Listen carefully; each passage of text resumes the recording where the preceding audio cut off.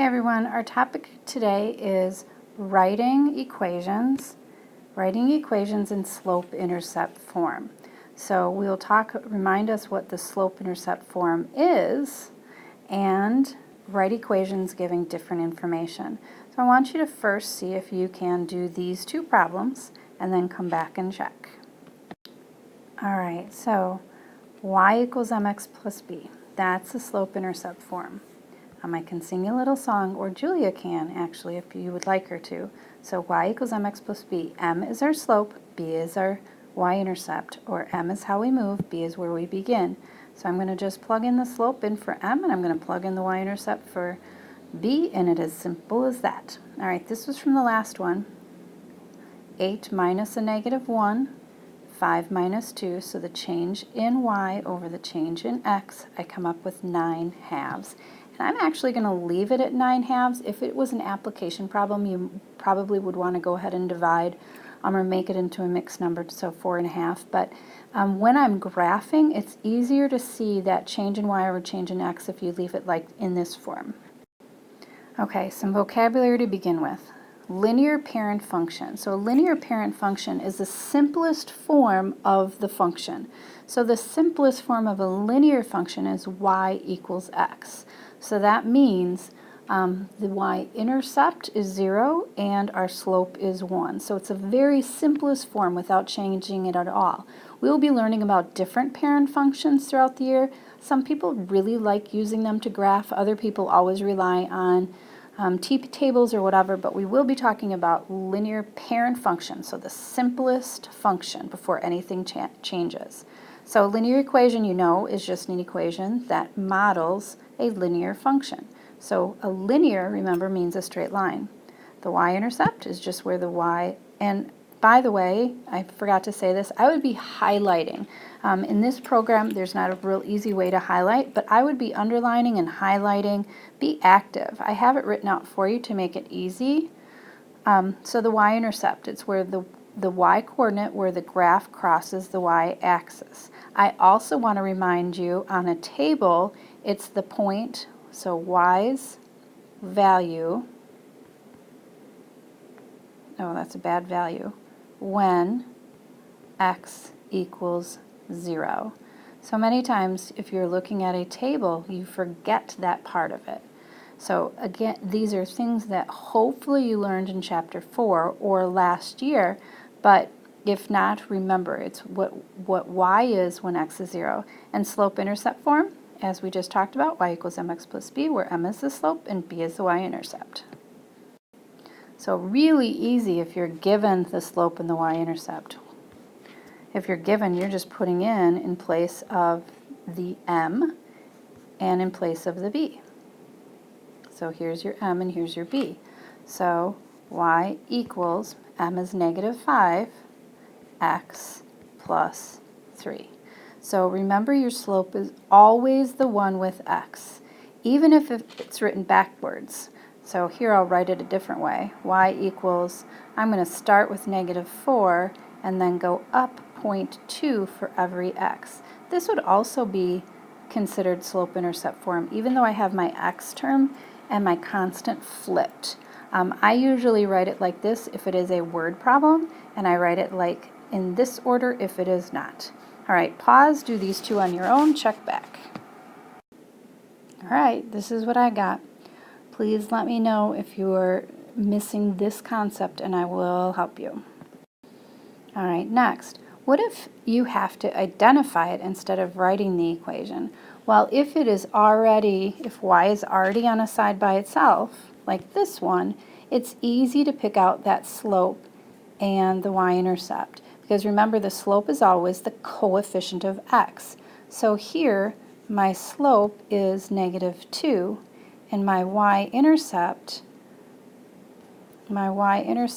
or b, is, and this is where you have to remember, the sign, whatever's right in front of it goes with it. So this is like adding the opposite. So b would be a negative 4. If it is not in slope-intercept form, though, you have to do some manipulating. This is where we learn literal equations. We need to get that y on a side by itself. So Think of it like a regular equation. So I want y on a side by itself. So I'm going to keep change change. So I remember that the negative goes with my 5. And I have to get rid of this 4x. So getting rid of a 4x, we're going to subtract it from both sides. Now I am hoping that you remember that you cannot combine terms that are not like. The 30 does not have an x, but the 4 does. So I'm going to write it 30 minus 4x. They have to stay separate because they're not like terms. And then I'm going to bring down that negative 5y. And then this is the tricky part that sometimes people forget. Now I know that it's multiplied, so I'm going to divide. But if you divide one expression by negative 5, you have to divide every term of the expression by negative 5. So now this cancels out. Y equals 30 divided by negative 5 is a negative 6.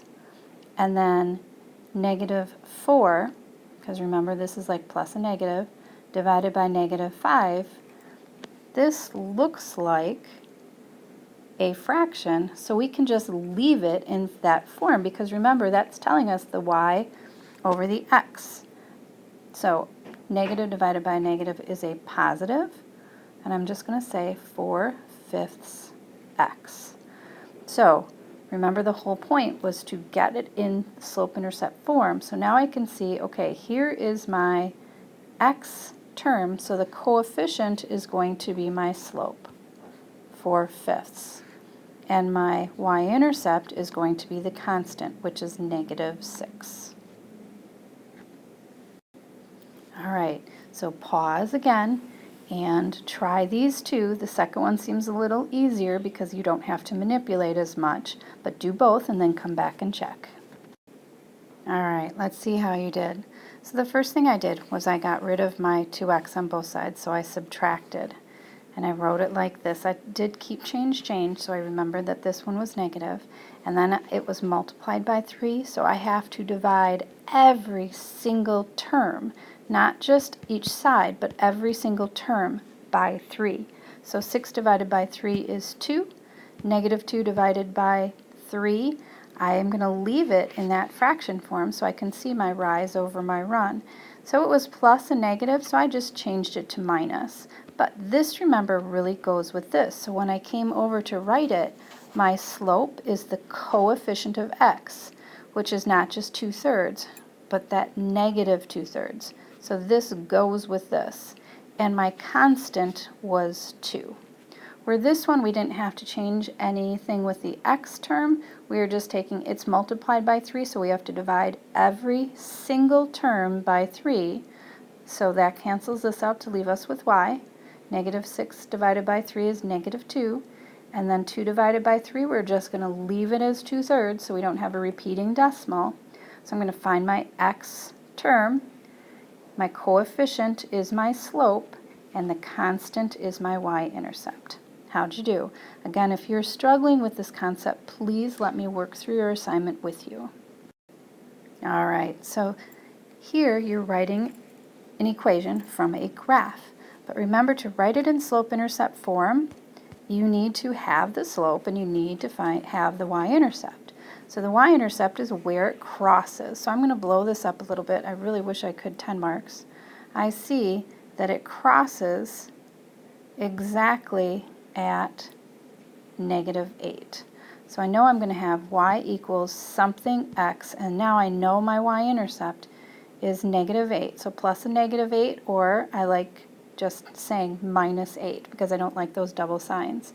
So now I'm going to see it goes through exactly here, and I'm going to find another point where it goes through exactly on the grid, which it looks like right there. So if the points are not highlighted for you, you highlight the points. So then I'm going to go, how much am I changing? Going down and over. So 1, 2, 3, 4, 5. So I went down 5 and over 1. So my y change was a negative 5. My x change is 1, so that's a negative 5. So that equation, y equals negative 5x minus 1, gives me my slope and my y-intercept. All right, you do this one on your own and come back and check. All right, how'd you do? I first found my y-intercept, and it is exactly 5, and then I found another point where it crossed exactly, and then I made my right triangle and counted 1, 2, 3, and over 1. So my y change was 3, my x change is 1, so that would be my slope, so I wrote y equals 3x plus 5. All right, the last thing I'm going to be asking you to do is write the equation for a situation. So remember, the slope is our rate. So our slope, our m, is that rate. And one word that helps a lot, not always, but a lot, it's a good indication it's the rate if you see that word per. Okay? Many times the slope is the rate, the per, and the y-intercept is your beginning or your upfront cost or how much you started with or where, like how much of a head start did you get. It's what the value is in the beginning of time. So I'm going to look at this first one. Emmy charges a $5 delivery fee and $10 per painting. So I see this delivery fee. Delivery fees are a one-time deal, and 10 per painting. So to get the cost, to get her cost on what the total bill would be, she'd start with the $5 delivery fee and then add to it $10 for every painting. So we've talked about let statements a lot this year. I would even do let x be, and I won't take the time to write it out, let x be the number of paintings. So this is your equation. So here the tank started with 5 gallons already. So that's what it started with. And it's being filled at a rate of, tells me right in there, rate and per, that tells me my rate. See if you can do these last two and come back and check.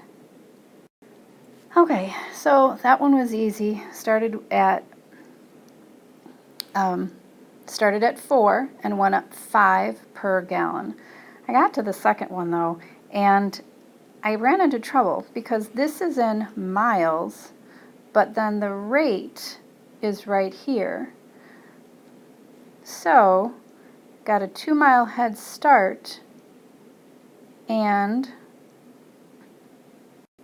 so this is where your let statement is really important, because if your let statement was let x be the number of miles, if you did 70, which is the rate, times the number of miles, which is the distance, rate times the distance doesn't make sense. So if you're given the rate, what must, so if this is the rate, what must x represent? It must be the time.